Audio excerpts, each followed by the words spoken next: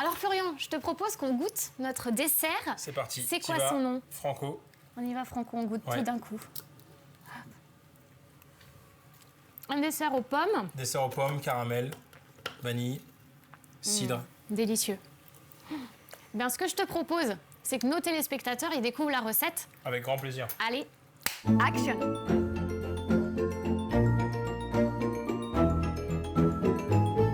Alors Florian, on commence par quoi?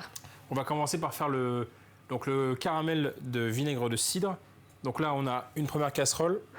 On va y mettre un tout petit peu de sucre. Donc on va faire un caramel à sec. Donc en fait, le but, c'est de le mettre en plusieurs fois. On va faire fondre. Donc on va faire pas brûler au fond de la casserole. Non, parce qu'on va le mélanger. Si on veut l'aider, on peut y mettre un tout petit peu d'eau. Tac. Et en fait, il faut y aller petit à petit pour que tous les morceaux de sucre fondent D'accord. et qu'on puisse avoir un caramel blond. Donc pendant que ça commence à fondre, donc là on a notre vinaigre de cidre et notre eau de sarrasin. Donc l'eau de sarrasin, on peut remplacer par du jus de pomme si on veut. Ça, on va le mettre à chauffer. Oui, parce que de l'eau de sarrasin, on peut pas en trouver, il faut le faire. On peut pas en trouver. En fait, c'est du sarrasin grillé qui est mis en infusion dans de l'eau, qu'on laisse pendant 24 heures infuser et après on la passe. Et en fait, ça nous fait une infusion et on appelle ça de l'eau de sarrasin. Et donc, si on n'en trouve pas ou on n'a pas envie de le faire, On prend remplace par du jus de pomme. Donc là, c'est vinaigre de cidre, eau de sarrasin, sinon juste jus de pomme. D'accord. Donc là, ça, on le fait chauffer. En fait, ça remplace la crème d'un caramel beurre salé, par exemple, pour déclasser. Tac. Et donc là, petit à petit, je vais remettre un peu de sucre. Donc là, j'ai 200 g de sucre, 50 g de vinaigre de cidre et 50 g d'eau de sarrasin. Et après, je vais avoir 40 g de beurre. Quand c'est des desserts, on est vraiment On est toujours au gramme près. au gramme près. Ouais. C'est très important. Donc là, je vais le laisser colorer un tout petit peu. On commence à voir déjà la couleur. Mais il ne faut pas aller trop vite parce que si on a la couleur avant que les cristaux de sucre sont fondus, C'est pas bon. bah c'est pas bon parce qu'il va être trop cuit. Donc là, tu vois, je l'ai baissé et je vais bien attendre que tous les cristaux soient fondus. Sinon, on n'aura pas un caramel lisse, on aura des petits grains, des petits morceaux dedans. Donc là, après, on va pas chercher à avoir un caramel trop foncé, sinon on va être sur de l'amertume. Et je vais juste attendre qu'il y ait la première mousse et après, je vais l'arrêter. D'accord. Donc ça, c'est notre top pour se dire, OK, c'est bon. Ouais. Et après, quand on veut voir la couleur d'un caramel, on vient le prendre ici et on regarde toujours sur notre cuillère. Parce qu'ici, il sera toujours plus foncé que là. Donc la vraie couleur, elle est là. OK. Donc ça, tu vois, c'est chaud, ça commence à bouillir, on va pouvoir l'éteindre. Et ensuite, tu vas le mettre dans le caramel? On va déglacer, ouais. Donc tu vois, là, on a la mousse. Ah oui, d'accord, je vois. Donc là, on va l'arrêter. Et je vais venir déglacer.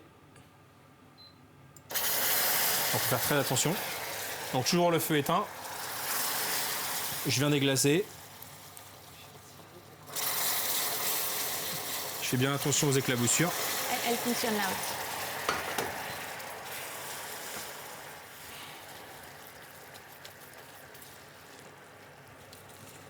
Et donc là, c'est hyper important que ce soit un peu chaud. C'est hyper important, sinon ça éclabousse partout. Donc on va le laisser réduire 1 minute parce qu'on a 200 g de sucre. Si on double la recette, il faut le laisser réduire un petit peu plus. En fait, c'est 5 minutes au kilo de sucre. Donc si on fait un caramel avec 1 kg de sucre, on le laisse réduire 5 minutes. Avec 10 kg, 50 minutes. Okay. Donc tu vois, on a un beau caramel. Il a une belle couleur, il est bien lisse. Et donc là, on le met dedans. Et là, il n'y a plus qu'à mixer.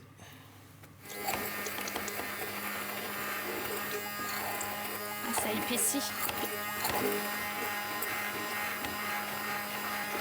Ok. On est pas mal. C'est bon? Oui, très très bon. Donc là, on va venir se le débarrasser. On va le mettre au frigo. D'accord. Et on l'utilisera tout à l'heure. Donc là, on va faire l'écume de lait vanillé. D'accord. Alors, ça consiste en quoi? Donc l'écume de lait vanillé, donc c'est un lait cru de la ferme de la Panetière à côté de Nantes, avec sucre glace et on a de la poudre de vanille. Donc en fait, les vanilles, on fait sécher les gousses, donc on utilise des grains. Et les gousses, on les laisse sécher, on les remixe et ça, on le réutilise pour des infusions ou des choses comme ça. D'accord. Donc là, on le réutilise. Le but, c'est d'avoir un lait très avec un petit peu d'acidité et juste ce petit côté mousse vanillé dans le dessert. Donc là, on prend ce lait on met juste le sucre glace avec la vanille. Donc pareil, tout est pesé. Tout est pesé. Toujours, toujours. On va simplement mettre un petit coup de fouet, on mélange. Et ça, on va se le réserver pour tout à l'heure. Donc pour faire l'écume, il faudra qu'on le chauffe un petit peu. D'accord. Donc aux alentours des 60 degrés. Et quand on va le mixer, ça va monter, ça va nous faire une mousse de lait.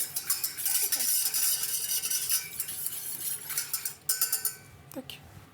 Les fameuses pommes. Donc là, c'est la base de ton dessert, la pomme. C'est la base du dessert. Donc en fait, on va partir sur donc strate de pommes. En fait, on va faire un millefeuille de pommes dans le bac. D'accord. Et on va venir le couvrir avec du cidre et un petit peu de pectine. Donc c'est un gélifiant de peau de pomme. On va mélanger ça ensemble, on va le faire bouillir. Quand on aura nos strates de pommes dans le fond, on va venir le verser dessus. Et après, ça part en cuisson à 180 pendant 1h30 à peu près. Donc là, il va falloir qu'on épluche les pommes. Tu t'en sers des épluchures? On les garde, on les déshydrate. Derrière, on en fait soit de la poudre, on peut la réutiliser, ou alors on peut le mettre dans des... On les déshydrate, on peut les mettre dans des mélanges de thé, on peut faire plein de choses avec. D'accord. On peut faire des chips. Oui, c'est ce que j'allais dire, des chips. Donc là, tu vas vider les pommes, et après, on va venir faire les strates directement. Et après, on va venir les passer à la mandoline pour venir faire vraiment un millefeuille de pommes. Donc là, pendant ce temps, donc là, j'ai du cidre brut. Donc ma pectine. Ça, je vais juste le faire chauffer un petit peu. Donc on le fait chauffer pour activer la pectine. Donc tu vois, il faut vraiment que ce soit fin. C'est hyper fin, ouais. Donc il faut bien mettre la main à plat. Parce que si on la met comme ça, exactement. Hop. Tiens, je te laisse continuer. Magnifique. Ça me stresse quand tu arrives au bout. Ben non, il faut bien mettre les mains en avant. Ah. Voilà. Donc là, on a les strates. Donc tu vois, c'est vraiment un millefeuille de pommes. Donc on vient le tasser un petit peu. Là, donc j'ai fait bouillir ton cidre. Mon cidre brut avec la pectine. Ah oui, tu l'as déjà rajouté dedans. Ouais, pectine de pomme. La pectine, c'est vraiment pour le... Ça va apporter, épaissir un petit peu et ça va donner de la structure à ce mélange. Donc là, je vais recouvrir. Hop. Et là, avec le papier d'aluminium, on va le refermer. Et on le met au four. Pour 1h30 environ. À combien de degrés? À 180. 180. Ouais. Donc, là, on va mettre tous les liquides, du jus de pomme, de l'eau, du cidre. Quantité égale. Quantité égale, là. Ensuite, là, on a du sucre semoule et on a ce qu'on appelle du stabilisant. Ça, tu en trouves en commerce? On en trouve sur Internet. Donc là, ce qu'il faut absolument, c'est le mélanger. Bien mélanger. Ouais, sinon il va faire des morceaux. Il va faire des morceaux. Donc là, on le mélange bien. Ça, on va le mettre à chauffer. Tu fais bouillir ou... Ouais, donc on va faire chauffer. Après, on va mettre donc, le sucre. Quand ça va commencer à être tiède, on donne un bouillon et après, c'est fini. On le met en plaque, on le laisse refroidir à l'extérieur. Et une fois que c'est froid... glace. Non, une fois que c'est froid, on le met au congélateur. Et après, je vais vous montrer comment faire de la glace minute à la maison. Donc ça, c'est rapide en fait. Ça, c'est rapide. Le temps le plus long, c'est la congélation. Donc là, on fait juste chauffer tous les liquides. On met le sucre. Là, t'attends que ça bouffe. On va juste faire une toute petite ébullition. Et ce sera bon. Donc là, je le mixe un tout petit peu. On dirait du sirop. Et là, donc j'en ai fait beaucoup. Oui. Comme ça, s'il y a des gourmands. C'est ça. Pour les enfants après au goûter. Exactement. Et là, on va le laisser refroidir. Moi, j'en ai un autre caché dans le congélateur pour qu'on puisse le faire tout à l'heure. Très bien. Donc maintenant, il nous reste le feuilletage. Donc on va faire l'arlette. Hop, excuse-moi. Pardon. Tac, avant que je te mette partout. Donc c'est un feuilletage sarrasin. Donc je vais vous montrer aujourd'hui comment on fait les tours du feuilletage. Donc là, ça, c'est la pâte, c'est toi qui l'as faite. Ça, c'est la pâte. Donc il y a ce qu'on appelle la détrempe. Donc c'est un mélange de farine blanche, farine de sarrasin, beurre et eau. On a cette détrempe. On a du beurre, donc du beurre de tourrage. On prend la détrempe, on met le beurre, on referme. Et donc après, là, on fait les tours. Ce qu'on voit, c'est le Alors là, beurre. ce qu'on voit, c'est qu'il y a les 3 premiers tours qui ont déjà été faits. On va lui donner 6 tours. Donc là, je vais vous montrer aujourd'hui comment on fait les tours de feuilletage. C'est là où il faut être un petit peu costaud quand même. Là, elle est un petit peu dure. Après, une pâte feuilletée, plus c'est froid, mieux c'est. Mais ça s'étale tout seul.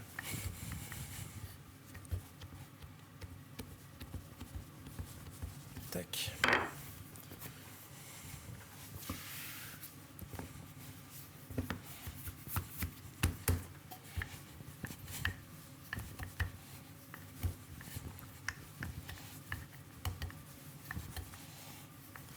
Donc il faut mettre un peu de farine pour pas qu'elle colle, mais il faut pas en mettre trop, sinon après on n'aura plus les feuillets qui vont se développer correctement. Là je vais la réétaler un petit peu. Donc là je vais faire ce qu'on appelle un tour simple. Okay, donc le tour simple c'est, on vient ici, on enlève un petit peu la farine, et après on vient là.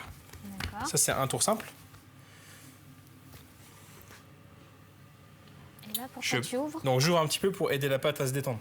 Là, je viens la tourner d'un quart. Et je vais faire mon tour double. Ce qui est un peu compliqué, c'est qu'un tour simple équivaut à un tour simple. Un tour double équivaut à 1,5. Donc 2 tours doubles fait 3 tours. Donc on fait des maths quand on cuisine. Donc on fait un petit peu de maths. Et donc l'objectif, c'est d'avoir au total 6 tours. Donc là, tu reaplatis. Donc là, je raplatis un petit peu. Le but, c'est d'avoir toujours un rectangle le plus droit possible. Et là, je vais faire mon tour double.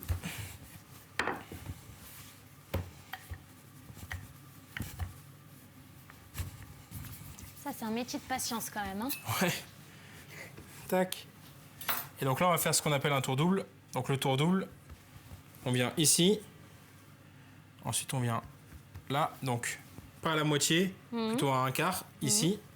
Là, j'en ai recoupé un petit bout que je vais venir remettre juste ici. D'accord. Et après, là, tu coupes, tu fais en deux, là, si j'ai bien compté. Et là, je le replie en deux. Et t'as vu, je suis pas si mauvaise que ça en Exactement. maths. Hein. Et donc là, ça nous fait un tour double. Très bien. Là, on recoupe ici. Donc là, j'ai mis 6 tours. Je le laisse au frigo. Et après, on va faire les arlettes. Alors, c'est quoi les arlettes? Les arlettes, en gros, c'est une pâte feuilletée.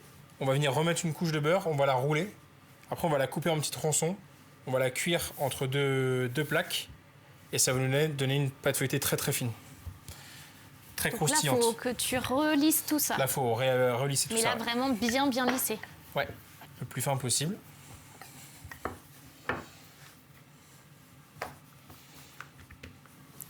Donc là, j'ai un peu de beurre demi-sel. Que tu as un tout petit peu fait fondre. Un tout petit peu, ouais. Il faut vraiment qu'il soit maniable. C'est très léger. Hein. C'est très très léger. Et je viens étaler dessus. Mettre une petite couche de beurre. Vraiment fine sur tout le long. Ouais. Et là, ensemble, on va venir le rouler. Donc de l'autre côté, tu vois, tu viens faire ça. Hop. Super. Et là, on va rouler entièrement.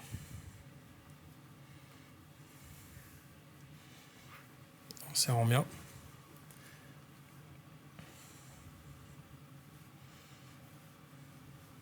Hop. Tac. Donc là, nous, ce qu'on fait, c'est qu'on le laisse au... Moi, je le laisse au frigo. Et quand il est bien frais, on là, le coupe. Tu coupes. On le coupe. Et après, on vient le cuire directement entre deux feuilles ensemble. D'accord. Donc là, on a récupéré notre glace. Donc ça, c'est le sorbet qu'on a fait tout à l'heure. De pommes. Exactement, qu'on avait coulé. Donc là, il est congelé. Donc moi, je vais le prendre, je vais le mettre dans un robot mixeur. Et je vais simplement venir la mixer. Donc du sorbet, tu vas le passer en glace. Exactement. Donc là, tu l'as mixé. Et tu as utilisé un Thermomix. Ouais, donc Thermomix ou peu importe. Un robot, quoi. Ouais, robot. Tac. Merci.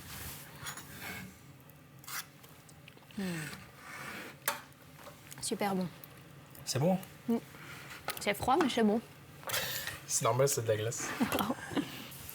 Donc là, on va récupérer le feuilleté, c'est ça? Donc là, on a fait nos rondins d'arlette. On les a coupés très fins. On les met entre deux feuilles de papier sulfurisé ou de silpate ou pour les mettre au four. Combien de temps? Là, on les a cuits 20 minutes à 160 degrés. Et là, directement, donc on les a et ça nous donne ça. Donc on a ce côté feuilleté, inverse comme ça. Et ça va nous porter beaucoup de croustillant dans le dessert et de croquant. Donc là, il ne nous reste plus qu'à dresser. Il ne nous reste plus qu'à dresser. Eh ben super. Tac. Donc le caramel, les différents décors. Là, c'est la strate de pomme qu'on a sortie du four. Donc là, chaude. Là, chaude, on va la servir un tout petit peu tiède, mais on peut l'utiliser froide aussi. Donc là, dans le fond, je vais mettre un tout petit peu de caramel. Dessus, je vais venir mettre un petit peu de sarrasin soufflé. Donc on prend du sarrasin et donc on le fait torréfier. On le cuit à l'anglaise, donc on le cuit dans l'eau. On les sort, on le laisse sécher pendant 24 heures. Et après ça, on le fait souffler directement dans un bain d'huile. Bon, ça, c'est pas ce qu'on peut faire vraiment chez nous. Ça, on peut le faire, sans aucun problème. Bon, faut avoir le courage. On peut le faire, mais il faut avoir un petit peu de courage. Donc là, je vais simplement mixer un tout petit peu mon écume de lait. Avec la vanille. Ouais.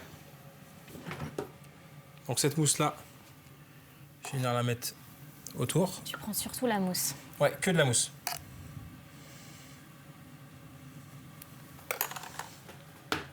Là, avec mon emporte-pièce, je vais venir prendre ma strate de pomme. Tac. Ensuite, je mets ma petite arlette au milieu. Donc là, je récupère ma glace.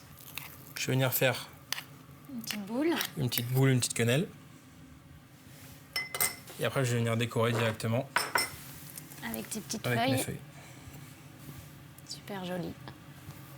Super. Et voilà. Très bien. Voilà. Bah, je te remercie. Merci à vous. Merci beaucoup. Merci à vous de nous avoir suivis. On se retrouve prochainement dans une nouvelle émission de Noël au fourneau.